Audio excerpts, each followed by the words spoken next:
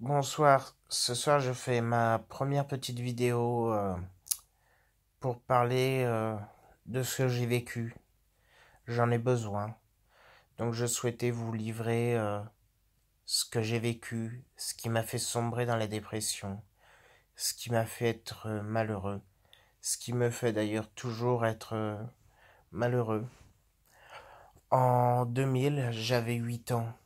J'étais en vacances dans un camping à Royan, en Charente-Maritime, avec mes parents, ma maman, mon papa et ma petite sœur, qui venait d'avoir 1 an.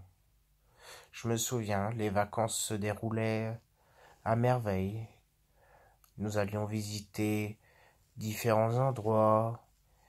Nous étions une famille soudée, unie. Et puis, j'étais le petit garçon plutôt solidaire, à jouer plutôt de mon côté, tout seul. Je me rappelle de ce jour de vacances où je jouais avec des gravions à côté des sanitaires. Je sais pas trop ce que je faisais avec ces fameux gravions. Mais comme tout enfant de 8 ans, on a des idées imaginaires un petit peu bizarres.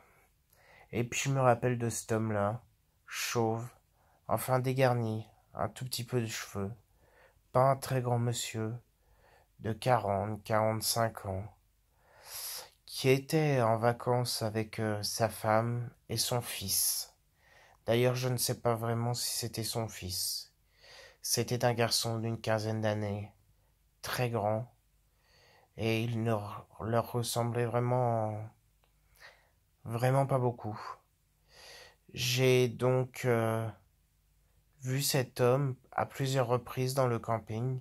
C'était l'homme tout à fait normal, qui se baladait avec son vélo, qui faisait amuser la galerie, qui discutait avec tout le monde, qui avait l'air plutôt bien vu. Jusqu'à ce jour où, à côté des sanitaires, il y avait les douches, les toilettes, et juste à côté, il y avait une petite pièce qui faisait quoi? 5 mètres sur 5 mètres. Cette personne-là est partie dans cette pièce, est revenue me voir en me demandant: Eh petit gars, tu voudrais pas m'aider à sortir un morceau de bois qu'il faut sortir de la cabane? Bon, je me suis dit, je vais aller l'aider. J'étais pas méfiant. Faut dire qu'à l'époque, la prévention n'était pas faite autant que maintenant. J'ai donc commencé à l'aider à sortir cette planche de bois, qui maintenant, une fois adulte, je me rends compte qu'il aurait très bien pu la sortir. C'était juste un appât pour m'attraper. Puis il m'a redemandé de revenir dans cette cabane, m'a dit qu'il y avait un deuxième morceau de bois à aller chercher. Je suis retourné, et c'est là que la porte s'est refermée. Refermée et bloquée. Je ne sais pas avec quoi il avait bloqué cette porte, sachant qu'elle ne se fermait que de l'extérieur, d'après ce que j'avais remarqué. En quelques secondes, je me suis retrouvé avec mon short de petit enfant et mon slip de petit enfant baissé jusqu'aux genoux, et je me suis retrouvé à ressentir une douleur intense. Comme je disais à l'officier de police judiciaire il y a quelques mois qui m'a interrogé, je ne pourrais pas dire s'il m'a pénétré analement avec son sexe ou avec ses doigts, mais je me souviens que j'ai souffert. J'ai eu énormément mal. Et après cela, ces faits qui se sont déroulés en l'espace de 3, 4 minutes peut-être, cela a été très rapide. Mon regret, ne pas avoir crié. En même temps, comment crier quand cette personne a la main sur sa bouche, enfin, sur ma bouche.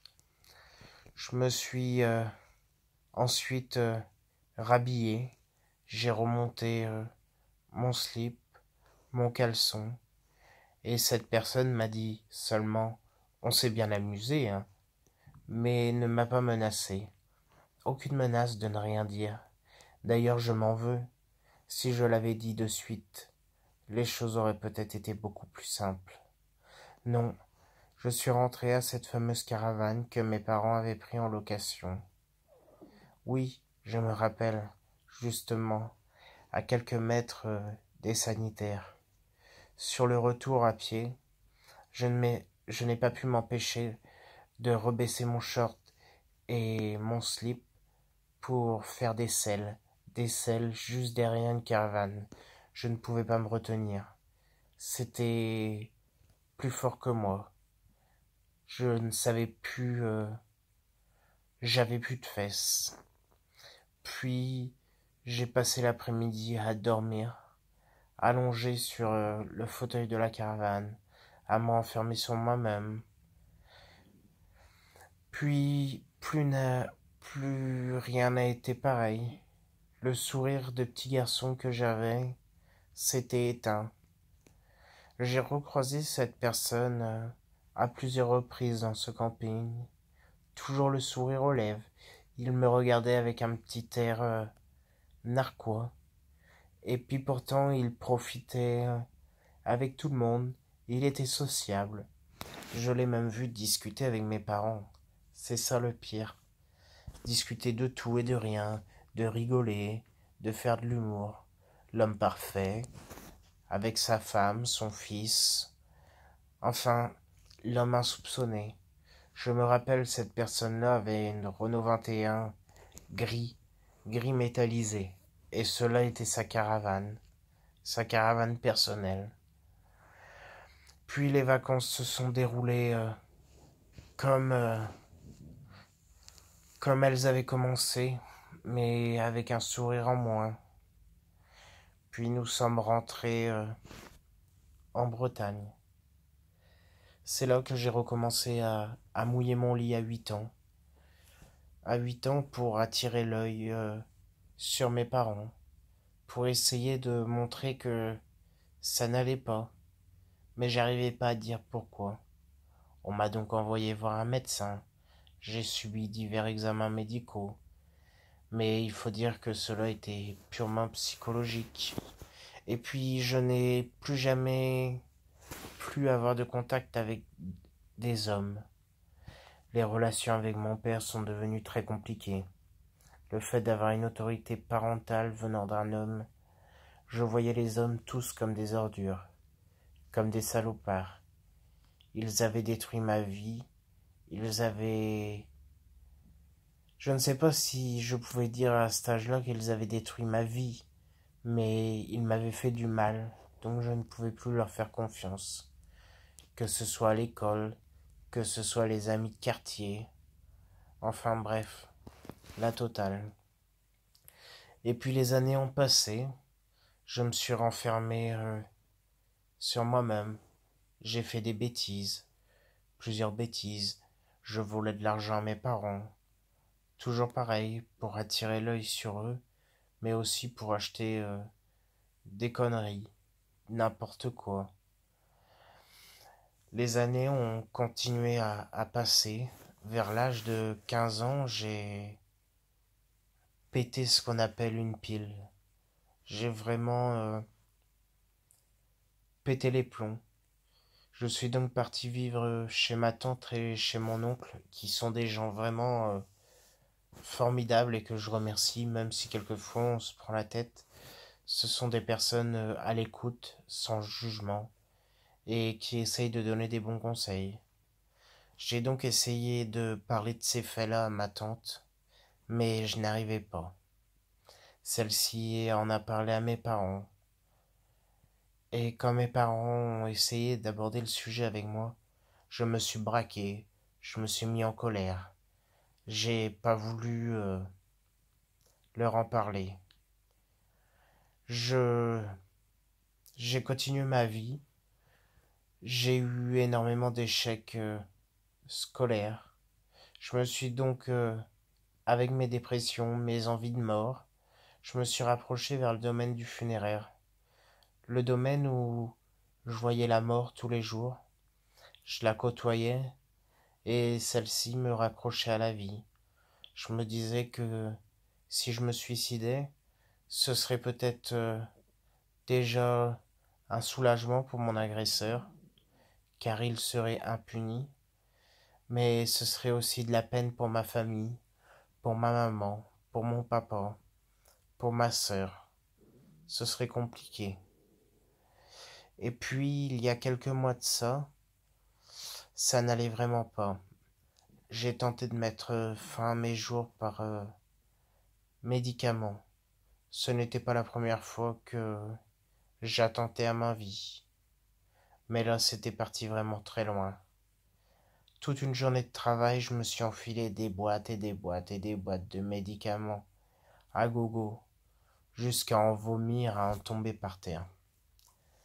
Puis j'ai consulté mon médecin, et c'est là que les mots sont sortis.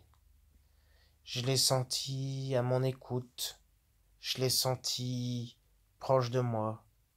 Je me suis dit, lui, il peut m'aider. Il peut m'aider à m'en sortir. On a discuté longuement, il a pris le temps de m'écouter, d'essayer de trouver des mots. Il m'a mis également sous antidépresseur, anxiolytique. Mais bon, ce que j'avais au fond de moi, je le gardais. Et comme le fait du hasard, quelques mois après, je me suis fait rentrer dedans par une personne qui était fortement alcoolisée, qui refusait de faire un constat. J'ai donc dû porter plainte. Et quand je suis parti déposer cette fameuse plainte, j'ai posé la question à la policière si 18 ans après des faits graves, sans entrer dans les détails, on pouvait porter plainte contre une personne. Elle est donc partie demander à un officier de police judiciaire. Celui-ci est descendu, celui-ci a écouté mes quelques mots, qui étaient très durs à sortir, et m'a donc dit de revenir l'après-midi, qu'on ferait le nécessaire ensemble. Je suis revenu l'après-midi, boule au ventre. Je savais que ça allait être dur, qu'il allait falloir reparler de ça, rentrer dans tous les détails. J'ai donc livré ce qui s'était vraiment passé. Tout, mais vraiment tout. Il m'a écouté, il m'a laissé aller faire des pauses, fumer ma cigarette, boire un café. L'interrogatoire aura duré 4 heures. 4 heures où il aura tout noté, dans tous les détails. Quelques jours après, j'ai dû subir un examen médico-légal. Même si 18 ans après les faits, on ne retrouve pas grand-chose, c'était obligatoire. C'est dans la procédure. On se retrouve donc à nouveau nu, à montrer ses fesses à un médecin légiste, et qui nous rentre un objet médical afin d'explorer ce qu'ils appellent explorer le côté anal.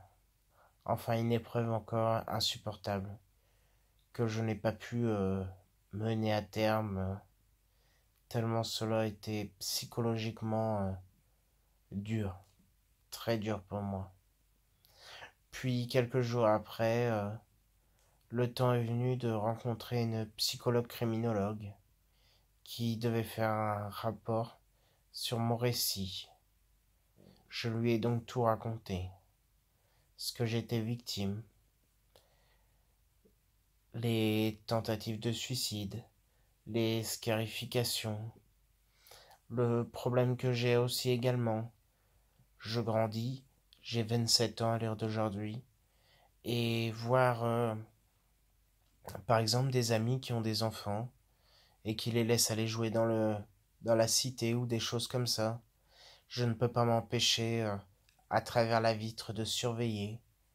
Et quand je fais les réflexions un peu à mes amis, ceci me dit mais ils grandissent, il faut qu'ils se développent, il faut que...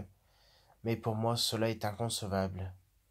J'ai vraiment énormément de mal. À l'heure d'aujourd'hui, je ne fais toujours pas confiance aux hommes, car pour moi, c'est triste à dire, hein, mais l'homme qui a détruit ma vie a détruit aussi les relations que j'aurais pu avoir amicales avec certains hommes. Je fréquente uniquement des femmes, uniquement des femmes. avec lesquels j'arrive à livrer ce que j'ai sur le cœur. Sur le plan sentimental, je n'ai jamais connu l'amour. Je suis quelqu'un de très timide et quelqu'un où je parle beaucoup, oui, en soirée, je vais pouvoir faire de l'humour sur le sexe ou des choses comme ça. Mais pourtant, c'est pas quelque chose que je pratique. C'est quelque chose pour moi qui me répugne en fait, qui est euh, qui est dégueulasse à mes yeux, que que j'ai du mal à accepter. Vous savez, pour moi, faire cette vidéo-là ce soir, c'est très très dur.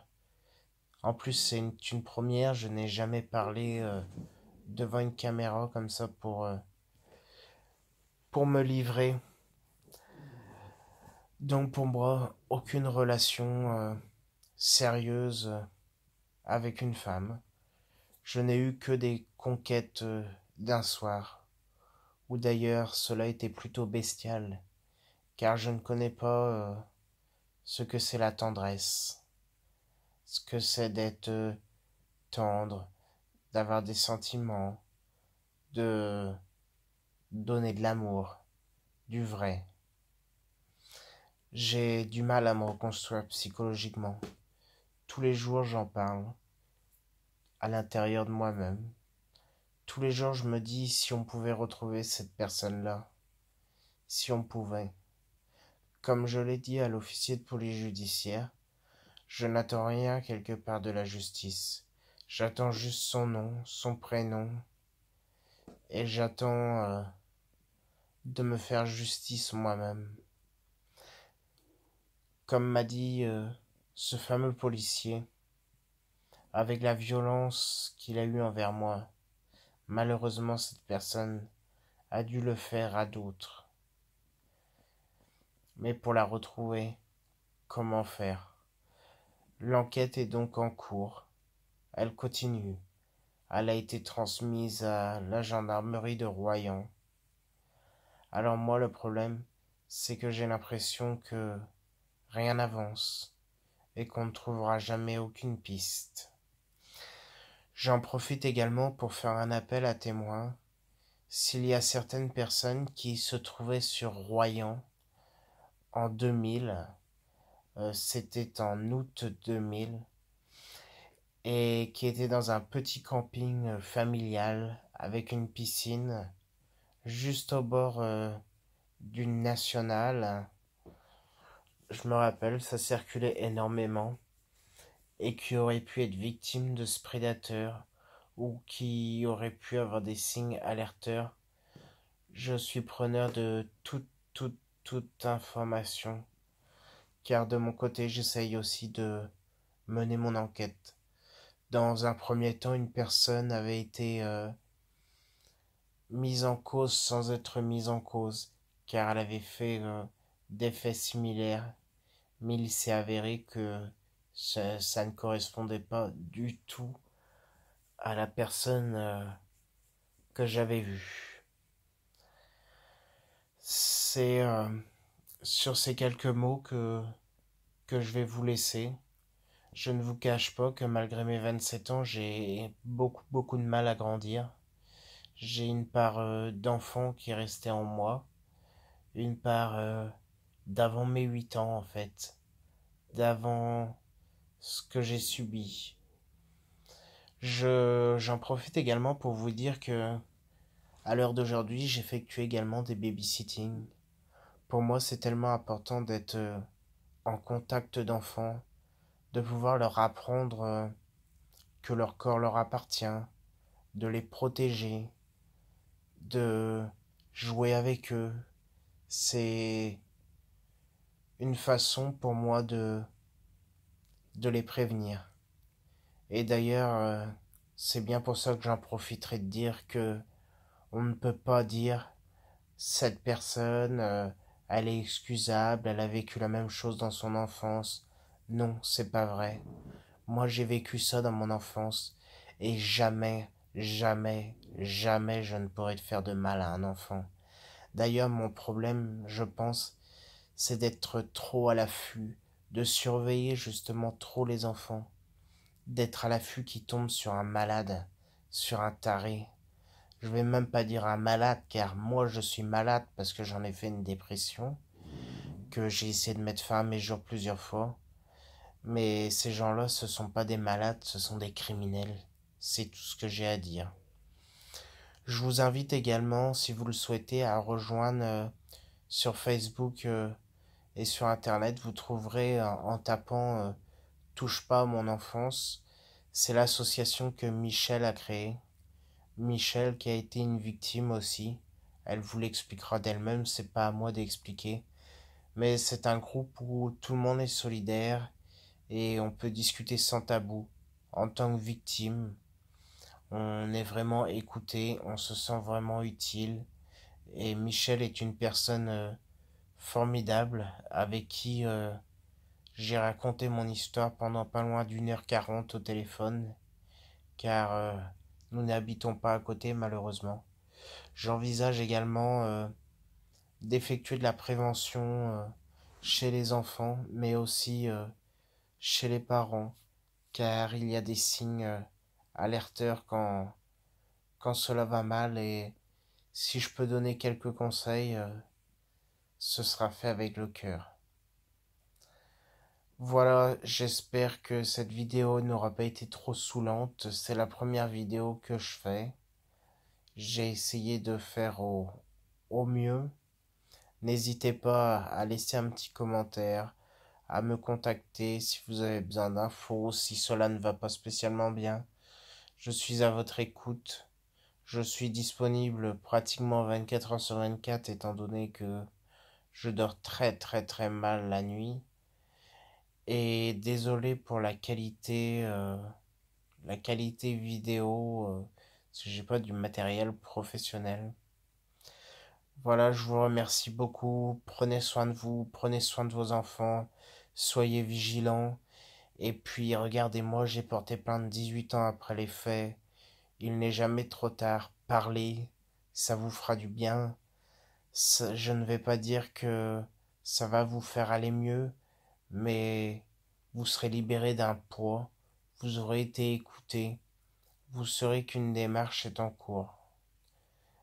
Voilà, je vous souhaite à tous de vous porter pour le mieux et merci de m'avoir écouté.